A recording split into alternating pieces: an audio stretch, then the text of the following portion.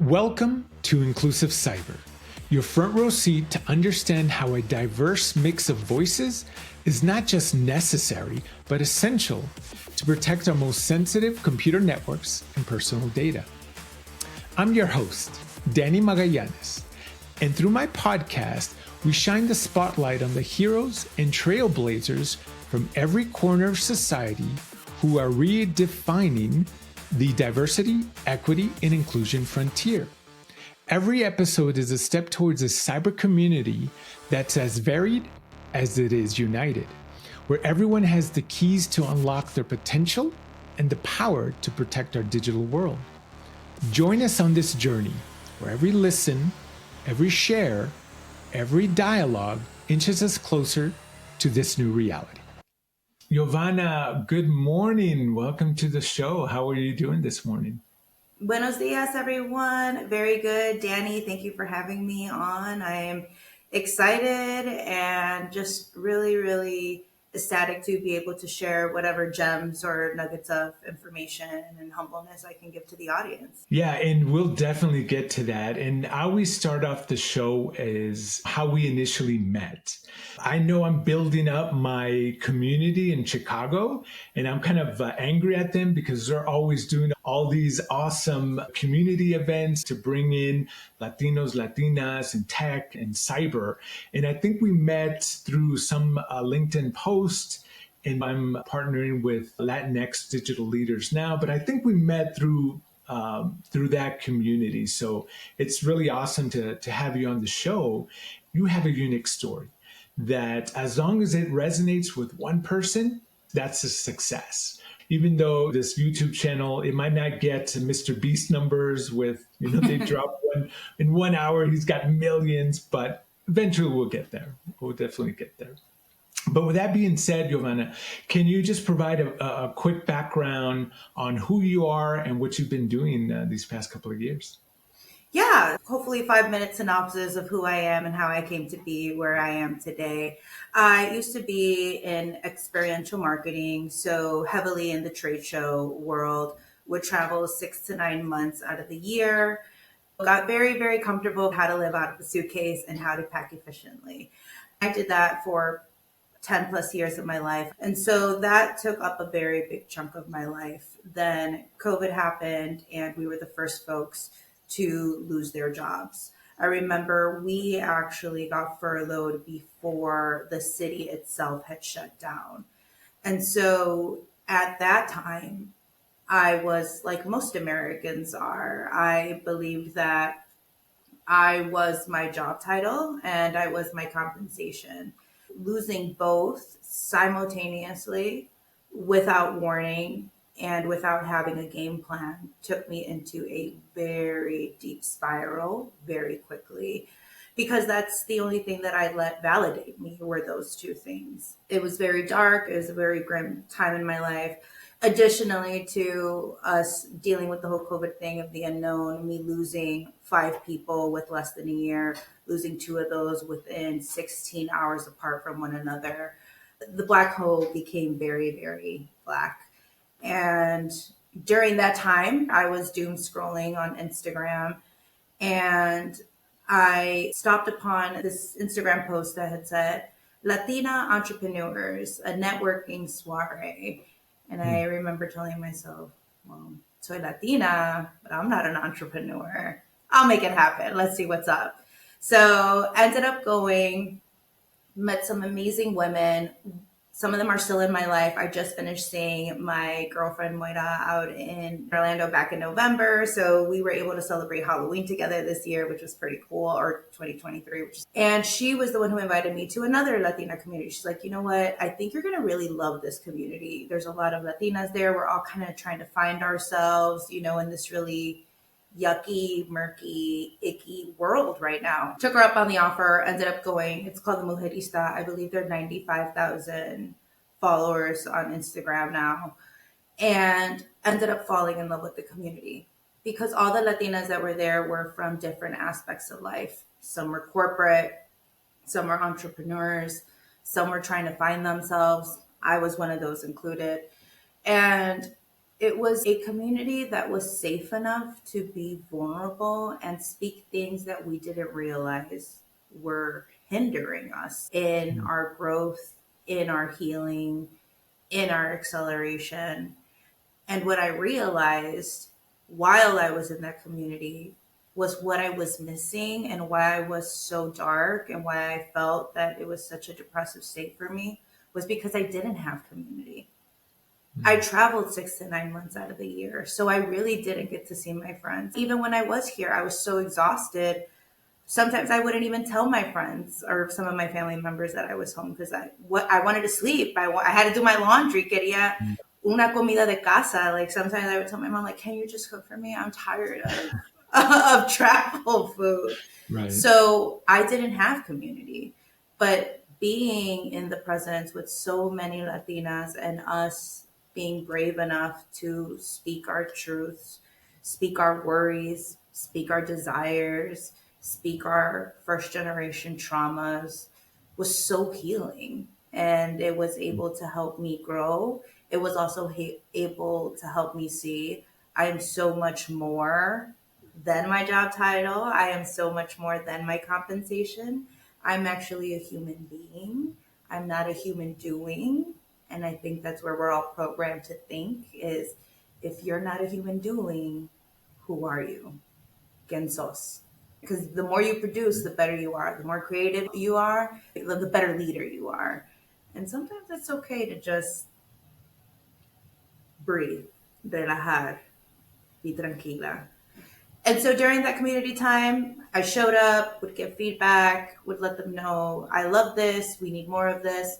And there came an opportunity where the director, she approached me and said, you're a superstar community member. We have an opportunity for a community management position. You would be great at it. I never thought about it because, again, I was in the trade show industry for so long. I remember thinking, me? We sure about this? And she told me, again, you're the one who shows up. You're the one who lets us know what's working, what needs to be implemented, what we need more of, what the community needs, what they desire, where they feel seen and heard the most. Except this time, you're just going to get paid for it. And I was like, you know what? Someone believes in me. They see something in me that maybe I don't see yet. Let's do it.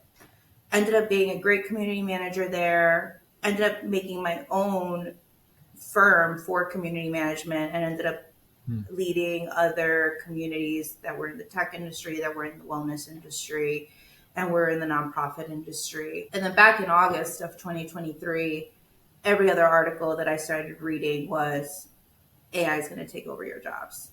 This is how AI is going to take over your jobs. Right. Do you know AI yet? Because it's going to take over your job. And so no matter how much healing had taken place, that PTSD of you're going to lose your job started coming into play and the fear started going into my head and circling into my head. And I would ask other Latina entrepreneurs, do you think AI is going to take over your job? How do you think it's going to take over our job? And so fear almost became panic by asking them. And the consensus that I got was, I don't think so, but I don't know. And then the real question became, well, why don't we know? And it's because we're not asked to be in those spaces. We're not asked to be programmers. We're not asked to be engineers. We're not asked to be designers. We're not even asked to be sampling and get the feedback within these large language models, within other AI platforms that are out there. And that's a real concern. Finding out that only less than 1% of Latinas are in the AI industry. Less than 3% are in the technology realm as a whole is a scary fact. And then I started realizing we will get so left behind if we don't start knowing how to use this technology and using this technology. So I took it upon myself to start taking courses, start learning.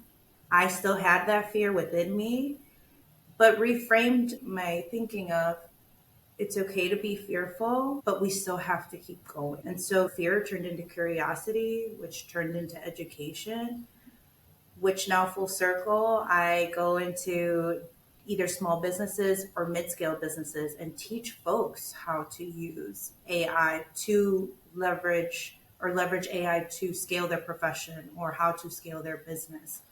And so what differentiates me than other people that are doing this is that I'm self-taught. I'm self-made. There are still some fears. I read different newsletters. I read 4 different newsletters every morning.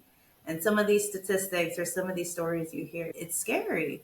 But at the same time, if it's not going to be us or if it's not going to be me who shows my Latinx community in general how to use this and benefit from, who is? Because it's not Sam, it's not Microsoft, right? It's not Google. It has to be one of us who comes in and does it. So acknowledging the fear, but still moving forward and creating curiosity has what helped me get to where I am today. So many great nuggets of information, Yovana, but we'll actually discuss them throughout this episode. But I want to start off with community and healing. Yeah. Because I think building or being a part of a community is so important for our mental health that a lot of people don't really realize that if we don't have a community, and it doesn't matter what background you're coming from, what country you're from, if you don't have community, it's going to be really hard to function as a person in whatever society you find yourself in. So I love the fact that you found community in a very low part of your life, obviously through the pandemic, a very traumatic experience, not only here in the US, but globally and everybody individually. So I just love your resilience. And again, not to say that it was easy to be in those spaces, but you quickly recuperated and built that community. And then everybody, the leaders started seeing your light and your optimism to say, okay, there's something special in Yovana. So thank you for sharing that. So when you started that community or went into that community, can you describe, did you have mentors? Did you seek them out? Or was it just a well-balanced, everybody was taking care of everybody? I want to say everyone was taking care of everyone at that time. And it was so beautiful to see because community can accelerate all aspects of your life. And I think that's a piece that folks miss a lot of the time.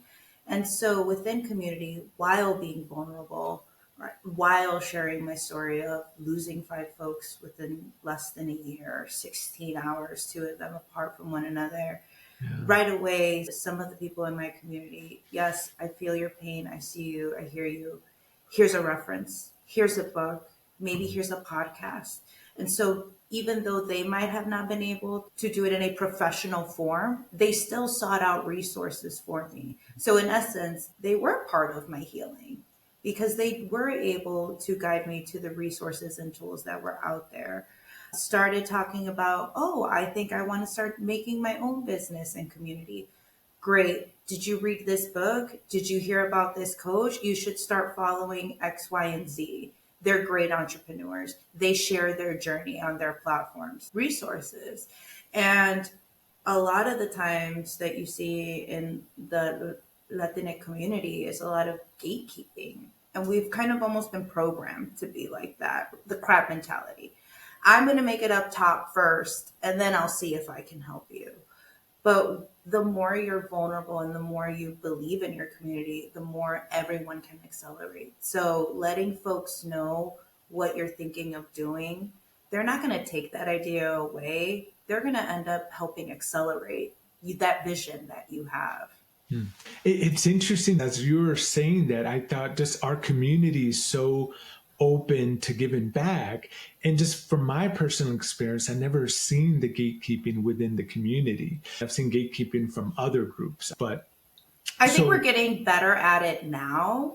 I definitely saw gatekeeping when I was younger in corporate America. From the Latinx community? Okay. No, that's interesting. I appreciate you sharing that. It makes sense that you're going to have communities, you're going to have individuals or groups that want to be at the top, whether it's power, fame, money, everything above, and just hoard that and not share the wealth. I know it was a very traumatic experience outside of the community. Did you seek any mental health? As I'm doing this podcast, I'm talking to a lot of people that, hey, we need to take care of ourselves so we can have that best representation and do exceptional work, whatever that might be. And then also, my previous episode was somatic healing, transformational self help coach. So, did you do any of that, or was just the community providing that as well? So I ended up joining a community that was specifically for Latina women and their well-being, their spiritual well-being, which ended up being the best investment of my life. Shout out to Angeli, who is the founder of Manifest House. If you're not part of it, please be a part of it. She created this community for women of color and has all of her instructors be women of color. So we see ourselves. It is a very inclusive environment. We hear ourselves. We show up for ourselves. And so having the yoga instructor look like you, having the sound bowl healing instructor sound like you, having the cacao ceremony instructor give honor to your ancestors in native tongue is so transforming and so powerful. And it touches your heart because it brings you back to who you were in the beginning. I think we forget a lot about that when you get stuck in where my mentality was. I am my job title, I am my compensation. I am my job title, I am my compensation. I'm in this race to keep on climbing this corporate ladder. And when you take a step back and intentionally find a community that represents who you are, game changer. And that starts showing in all the work that you do. But a lot of people chase titles. They chase that money. And again, everybody has the reason to get money. So I really love that background. I wanted to kind of transition to the Latina Brilliance Summit. Right. So is that based on this community that you built or that you were a part of, or was it some other aspect that kind of introduced you to creating that summit? The community that I had cultivated and created was all virtual because it was during the time of the pandemic. And even though I was stuck here in Chicago, you couldn't really go out. And then again, at that time, my grandmother had cancer. I was part-time her caregiver. So I was just very, very cautious as to what I was doing at that time. And so when things finally settled down, weren't as intensive, I realized it's time for me to grow my community here. If I'm going to be in Chicago, it's time for me to make in-person connection because virtual is amazing. I have great friendships out of it. I have had great opportunities out of it. But if I want to get un cafecito or un tecito, I should say, because I don't drink coffee, I don't have anyone that I can drink with in person. And that kind of sucks. I remember meeting my partner because that's a partnership, Latina Brilliance. It's not just mine. I'm a co-founder of it. I had met her a few years ago. I want to say maybe 3 years ago. And we knew we wanted to do something within the community. We just didn't know what. And our paths didn't cross for about 3 years. And I ended up seeing her at one of her events that she had curated in September. I was like, hey, I would love to do something with you. And then again, a few months passed.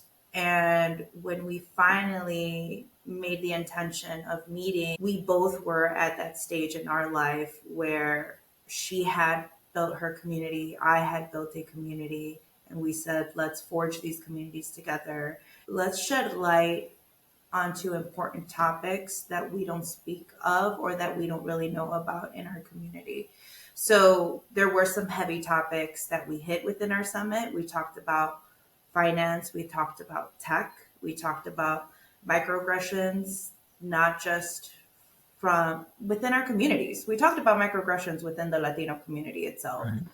And these were heavy topics. So we also realized we need to bring in wellness if we're going to be hitting these heavy Mm. topics. So we started off with a sound bowl healing and we ended up with somatic dancing. Mm. And it was great. Everyone had an amazing time. We are in the talks of doing Latina Brilliance 2.0 in September. So that's where the birth came in. And I think it came in at a time that really, really needed to be, because even though her and I had an idea and we knew we wanted to work together 3 years ago, it took us this long to finally plan, execute, launch, and be successful. We sold out our first summit within 2 weeks. We sold out all of our sponsorship slots within 2 weeks. But that didn't happen overnight. That took 3 years in the making. It took the intentional groundwork. It took me being more of a leader, having more experience, my partner, whatever experience she had to go through to be able to create this space for Latina women to be able to shine, connect, and create collaborations with one another. Just 2 points come to mind, Yovana. The intentionality. Some people might say they want to do X, Y, and Z, and they're just sitting back and not putting in an effort, right? But here you're being intentional. And the other component is patience. Success is not going to come overnight. I'm probably overgeneralizing here, but the younger generation might think, I want success like yesterday. But it takes a lot of hard work.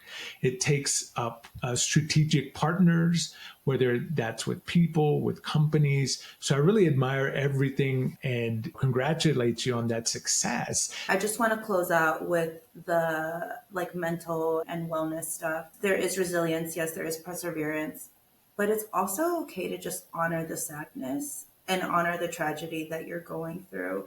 I think we as a society try to rush that or ignore that or put that to a side. Grief, in my experience, will be a lifelong journey. There are days that I honor my ancestors, and there are days where I mourn my ancestors still. And those days are very hard.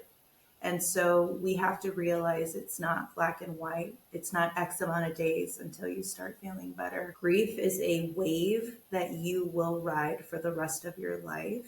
And that is okay. Honor that and sit with it. It's okay. It's okay to ride waves and not mask what you are going through in life. Thank you. That's a powerful statement there, Yovana. So thank you for sharing that. Yeah. And speaking of sitting, we speak on the fear of AI and again, how it happened. It was just reading all of these articles, seeing Forbes come out, the New York Times come out, Washington Post come out, and you start scrolling on Instagram or whatever platform, and then you start seeing AI all over the place. That's when the fear really started kicking in. And then, like I had mentioned, just asking Latina entrepreneurs around me and then telling myself, okay, it's either going to be the machine or me. It's one or the other. And in corporate America, Latinas only make 53 cents to a white man's dollar. That gap will only get wider if we are not using the same tools and resources that they have. So took it upon myself to get on Coursera, start taking courses, get on edX, start taking courses. I had even signed up for a course at a community college, couldn't handle it, had to drop out of it. And then that scared me even more. The negative talk started coming. You are a failure. You couldn't even do 3 weeks. What makes you think that you're going to be able to do this? But I realized that schooling wasn't my pace. That didn't work for my brain. I needed other types of education. And that is okay too. So again, Coursera worked very well for me. edX worked very well for me. I think the self-paced courses were the ones that worked very well for me. Right. Because it was on my own time. I live with a chronic condition, so sometimes my brain doesn't work normally. My levels of serotonin, dopamine, estrogen, and they fluctuate. And so sometimes I'm doing really great, and then there's other times that I just have to take it back. So knowing that alone, being in a live class wouldn't help me, but being self-paced would. Reading these articles now, not from a place of fear, but almost highlighting what words they were using the most and starting to Google those. Hmm. And then just one day opening that chat GPT and saying, fuck it, let's see what this is all about. And I did it on my own time. I would play around with it periodically and just grew from there, right? Because again, of course, you're going to be scared of something that you don't know. And then you can only absorb so much knowledge. But if you're not actually putting the knowledge into practice, then you will never gain experience. I know you mentioned this before. You took that fear and channeled it into that curiosity aspect. I think that's a fantastic way to really dig deep, understand what these articles are talking about. One particular colleague was just ranting and raving about this. I'm like, whatever. It's not going to be anything. And yeah, the first time I got on ChatGPT, it just blew my mind. It's just amazing. And now the technology is advancing so fast. Those fears, I think, are still present. I do agree when people ask me, will AI, generative AI, take my jobs? I'm like, maybe. If we sit back and let it run its course without doing what you did, jumping in and say, hey, let me see what this is all about, then it will take your job. But if you're knee deep, understanding not only its limitations, but its capabilities, then you're going to have a better understanding on how you can weave and build, again, just the amazing avenue that you built for yourself, a career in navigating AI. I guess for me, my biggest concern is minority small businesses that do not have the funds or resources to really look at this because it's a game changer. So my concern is more societal and holistic, that the haves and have nots from a business perspective is just going to get wider. When people come up to you and say, hey, is AI going to take my job? And let's frame it from an IT specialist or somebody in cybersecurity. What do you tell them? Well, as we know, there has been a growth of 125% of cyber attacks that we have seen alone ever since AI has started booming. That's very scary and very dangerous if we really start thinking about how many attacks have been happening, because we don't know how many of those attacks have actually been resolved, how many have been contained, and how many have been able to be fully closed. Do we remember what happened at MGM and at Las Vegas? Has that been contained? Has that been closed? Do we know? No one talks about it. So, as much as AI is here and it will continue to be here, cybersecurity will be here and stay here. And it's almost a marriage, I feel. The more AI you have, the more cybersecurity you have to have. As hyped as you are about AI, and I talk about this in my consulting all the time, as hyped as you are about AI, and we can create systems for you to optimize your sales funnel, you also have to put in your budget what cybersecurity is going to look like. Because as soon as you implement AI, there will be a lot more hackers coming in. And depending on what your business is, as a small business, whether that's lawyering, realtors, this is pivotal information that these folks have from us. So it's not something that's in the wayside anymore. It's not something that you can think of in the background. It's something that has to be imperative. If you're going to implement AI, you have to implement cybersecurity. It just goes hand in hand. And then just to add to that, Yovana, there have been, at least for the past 2 years, a lot of layoffs in IT and cybersecurity. So that's going to compound the issue even more. There's less defenders. I've been talking to dozens of people. So if you were not part of those layoffs and the person to the left and right of you were laid off, now these companies typically use the phrase, you have to do more with less. At the end of the day, it's less with less, right? Yeah. But now to our early discussion and just about mental health, the person remaining there, they're going to be looking behind their back. Okay, am I next? But now I have double or triple the work, and now burnout and mental health. To your point that I am my title, I am my salary, and that is how we define ourselves. That just creates a bigger systemic issue or mental health issue in the IT and cybersecurity sector. So, but everything that you mentioned about small businesses and cybersecurity, yeah, they definitely need to step up. But I guess, how do we educate them? Typically, the resources for small, medium-sized businesses, they might not have the money to go to security conferences. What recommendations would you give SMBs to beef up their security, or at least just do the basic minimum? You don't have to spend millions like these big corporations do, but just doing the basics. How can we help them navigate that space? What I've been able to do personally when I walk into these spaces is, again, let them know, hey, we're going to build you this. You need cybersecurity. Let me give you a list of folks that I know are within this expertise. I'm not an expert at cybersecurity. I don't even pretend to know. That's a whole different beast. However, I'm starting to build a community within cybersecurity because I know how important and pivotal it is. If I'm going to create this service for a small business, I also need to bring in mi gente, my cybersecurity folk, that community, and start creating package deals. And this is where I go again to community, collaboration, partnership. If I'm getting this, I'm going to make sure that you're also getting this. Or it's gotten to the point sometimes I was actually talking to a cyber friend of mine, and I told them, you know what? I'm just going to create a package. I'm going to price it at X amount, and it's going to include cybersecurity, and it's going to include you. Now, the business thinks it's getting a 2-for-1 great deal, or it's getting an all-inclusive deal. And it is, but we're also not only being credible, we're holding our reputation. I'm not just coming in and showing you the cool gadgets and gizmos, almost shiny object syndrome. You're also going to get what's needed in the back end.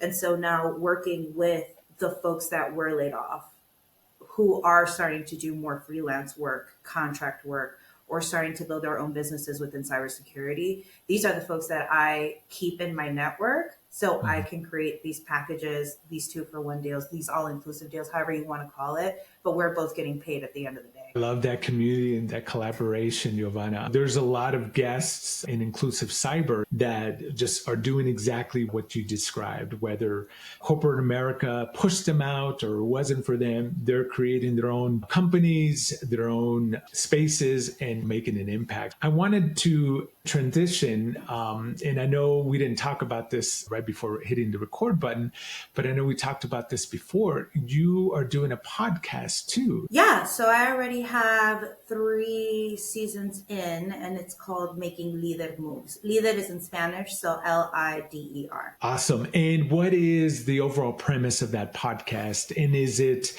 you with a co-host? Is it you just primarily giving information? Or do you have guests on the show? Yeah, so the first season, I was a co-founder for Making Líder Moves. It was me and my partner, Paula Pinheiro, at the time.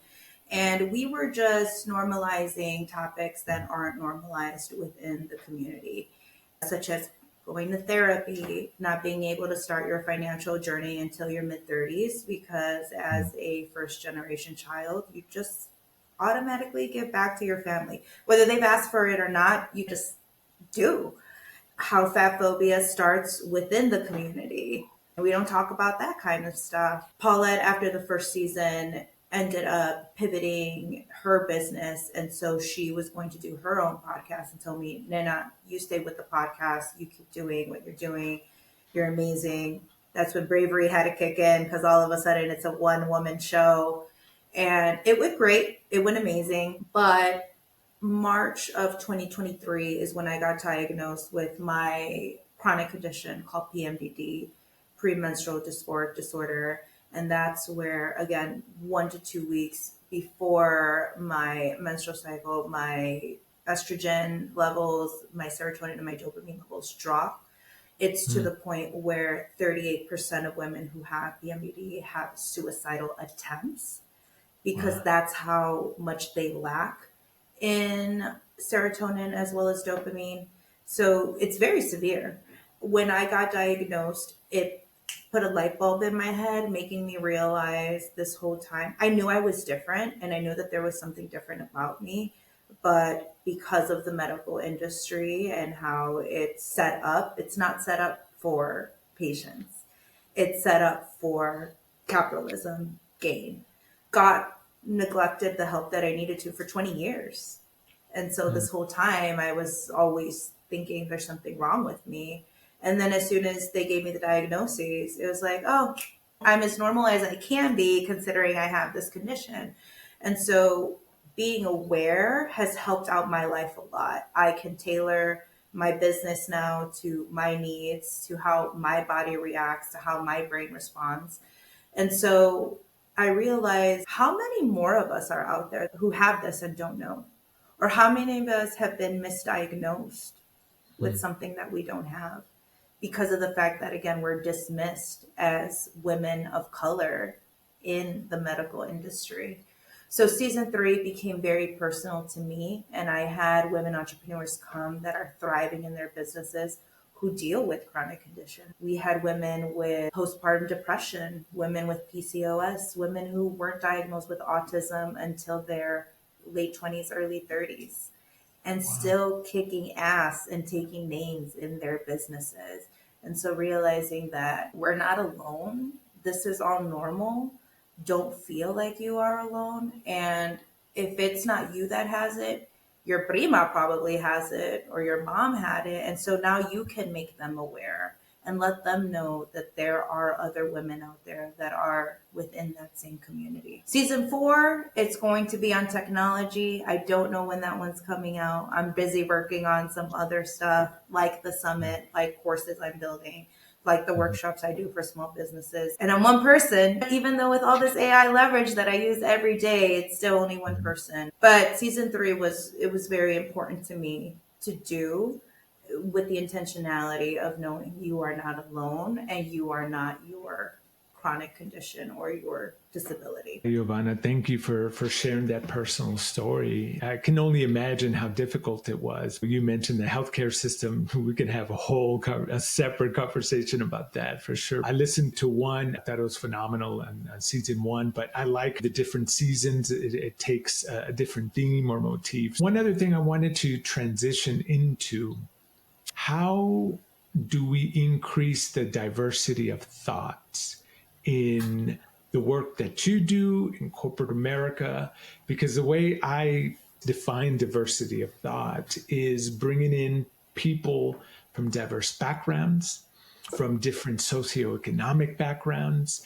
How do we increase that? Because I think, at least I can only speak on cybersecurity, the homogeneity of cybersecurity in the workforce, I think, is a part of the root cause on the MGMs, the United Healthcare data breaches, because we're only looking at the problem one way and we're not incorporating innovation, different perspectives on how to tackle, in this case, cybersecurity challenges. So, how do we bring that diversity of thoughts into the limelight? I think being vocal about it. And unfortunately, when you are working in bigger corporations, not only do you have to be vocal about it, but you already have to come up with the solution when you speak on this. They don't just want to hear the problem. You already need to not only have the solution, have the strategy for it, and have the step by step process as to how this is going to happen. I've seen it over and over again. Mm. They don't have the time. They don't have the budget for it. But when you come in with the strategy, showing them step by step, coming in with the data, coming in with the analytics, because we all know corporate loves their data. So when you come in and speak as to why diversity is important, why inclusivity is important, why we just can't have one point of view, why this is actually a hindrance for the corporation, and have data to back that up, that's when folks hopefully will start listening. You're right. When it comes to corporate America, they love their data and money, right? It's how. It's the bottom line. They're always about the bottom line. If the numbers, if the data can show that the bottom line will increase, then they'll start lending an ear. I understand that, but thank you for your perspective on that, Yovana. This has been an amazing conversation, and I wish we were in person so we can be drinking our tecito or cervecita. How I end this show, for me, it's all about this growth mindset.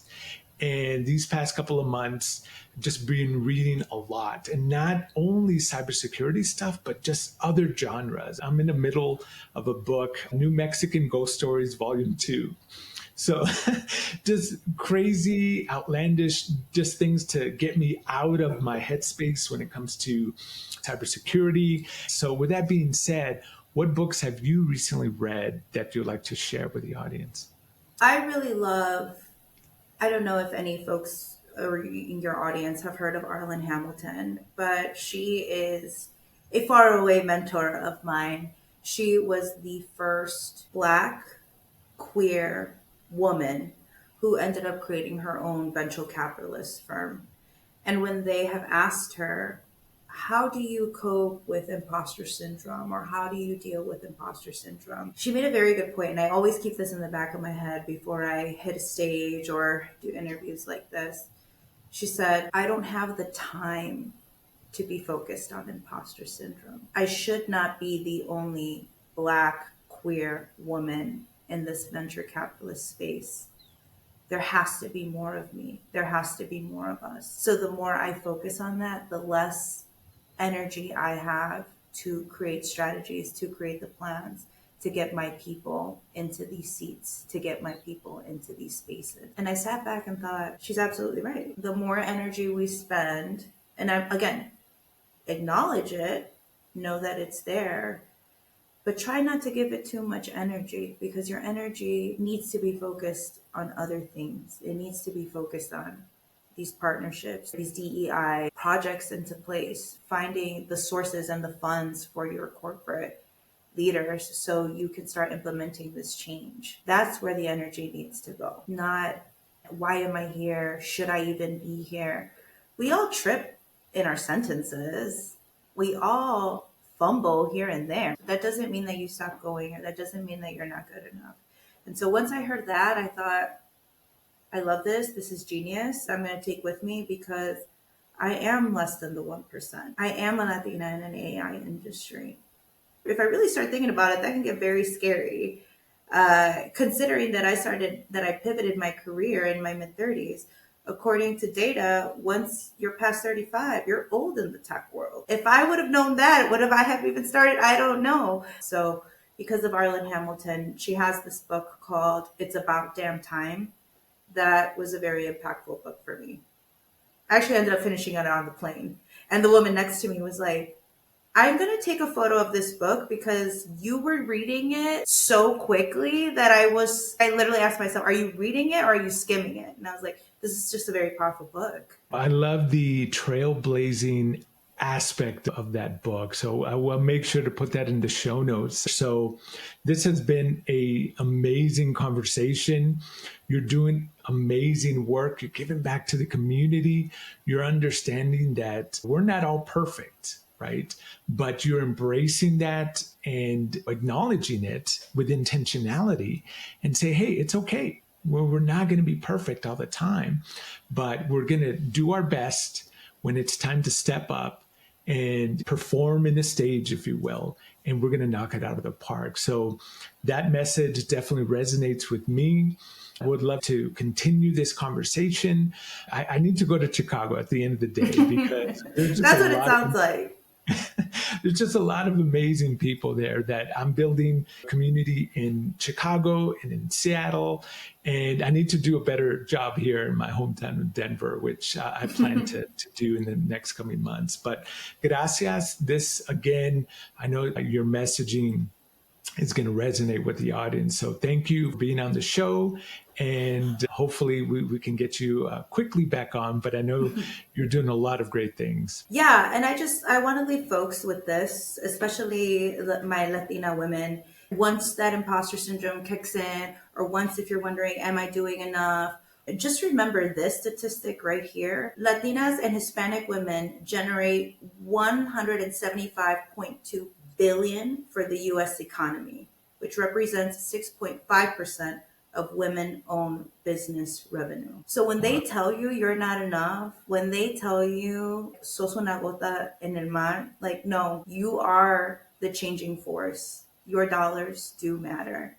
Your voice speaks volumes. 172.5 billion. It's a lot of money. It's a lot of impact. It's a force to be reckoned with. So It I love is. that message. So keep that in your head. I am part of 1.72.5 billion. I am. We need our listeners and your audience to know that they are part of that billion too. It's just the empowerment part. You can create change. And we're not talking about moving mountains here. We're just talking about remembering who you are and being authentic to yourself. But yeah, Danny was great. I do have a lot of projects coming up. I'm ready for a nap to keep the momentum going. But yes, a lot of great things. I have the newsletter. We can definitely put the newsletter out. I not only talk about AI updates, but I also talk about self-care, mental health, and entrepreneurship. So it's a curated newsletter. We hit those 4 different topics in the newsletter, and then creating AI courses for our community. We need to have examples that sound like us, examples that look like us. So launching those in June. You can find those off my website or even find them on LinkedIn. I'll be showing the tab off of my LinkedIn. So yeah, I'm here for community. If anyone has any questions, feel free to send me a message on LinkedIn. That's the platform I'm always on. Love it. Yeah, I'll make sure Yeah, to put everything on the show notes. And again, gracias, Yovana. absolutely. Everyone take care.